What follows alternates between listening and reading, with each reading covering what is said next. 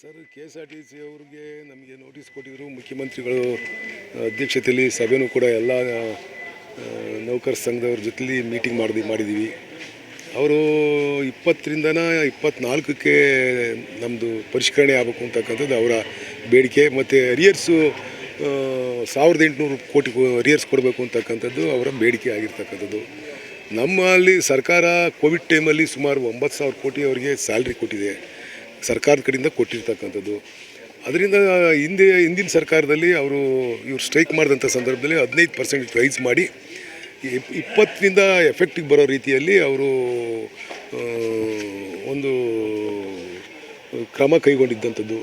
ಮತ್ತು ಒಂದು ಸಮಿತಿನೂ ಕೂಡ ಅವರು ಮಾಡಿದರು. ರಿಟೈರ್ಡ್ IAS ಆಫೀಸರ್ ಕಮಿಟಿ ಮಾಡಿದ್ರು, 1 ಮ್ಯಾನ್ ಕಮಿಟಿ ಮಾಡಿದರು. ಆ ಕಮಿಟಿ ರಿಪೋರ್ಟ್ ಕೊಟ್ಟಿರ್ತಕ್ಕಂಥದ್ದು 14 ತಿಂಗಳದ್ದು ಅರಿಯರ್ಸ್ ಕೊಡೋಂಗಿದ್ರೆ ಸರ್ಕಾರ ಕೊಡ್ಬೋದು ಅಂತಕ್ಕಂಥದ್ದನ್ನ ಸರ್ಕಾರ ಹೇಳಿತ್ತು. ನಾವು ಇವರು ಅಗ್ರಿಮೆಂಟ್ ಮಾಡ್ಕೊಂಡಿರ್ತಕ್ಕಂಥದ್ದು 2023ರಲ್ಲಿ ಅಗ್ರಿಮೆಂಟ್ ಮಾಡ್ಕೊಂಡಿದ್ದಾರೆ. ನಮಗೆ ಈಗ ಪರಿಷ್ಕರಣೆ ಮಾಡಬೇಕು ಅಂದರೆ ಇವರೆಲ್ಲ ಒಪ್ಪಂದ ಮಾಡ್ಕೊಂಡಿರೋದು ಹಿಂದಿನ ಸರ್ಕಾರ, ಇವರು 2023ಕ್ಕೆ ಮಾಡ್ಕೊಂಡಿರ್ತಕ್ಕಂಥದ್ದು. ನಾವು ಇವರಿಗೆ ಕೊಡಬೇಕಾಗಿರ್ತಕ್ಕಂಥದ್ದು 27ಕ್ಕೆ ನಮಗೆ 4 ವರ್ಷ ಆಗುತ್ತೆ.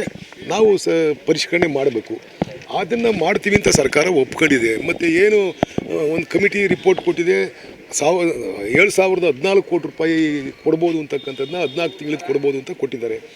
ಆ 14 ತಿಂಗಳದ್ದು 7,014 ಕೋಟಿ ರೂಪಾಯಿನ ನಾವು ಕೊಡಲಿಕ್ಕೆ ಒಪ್ಕೊಂಡಿದ್ದೀವಿ. ಅವರ ಆಲ್ಮೋಸ್ಟ್ ಆಲ್ ಬೇಡಿಕೆಗಳನ್ನ ನಾವು ಸರ್ಕಾರ ಮಾನ್ಯ ಮಾಡಿದೆ. ಅದಕ್ಕೆ ನಾವು ಅವರಲ್ಲಿ ರಿಕ್ವೆಸ್ಟ್ ಮಾಡ್ಕೊತೀವಿ, ನೀವು ಸ್ಟ್ರೈಕ್ ಮಾಡೋದ್ರಿಂದ ಸಾರ್ವಜನಿಕರಿಗೆ ತೊಂದರೆ ಕೊಡ್ಬೋದು ಬಿಟ್ಟರೆ ಬೇರೆ ರೀತಿ ಏನೂ ನಿಮ್ಗೆ ಅನುಕೂಲ ಆಗೋಲ್ಲ. ನೌಕರರಿಗೆ, ಸರ್ಕಾರಿ ನೌಕರರಿಗೆ ಎಲ್ಲ ರೀತಿಯ ಬೆನಿಫಿಟ್ ಕೊಡ್ತಾಯಿದ್ದೀವಿ.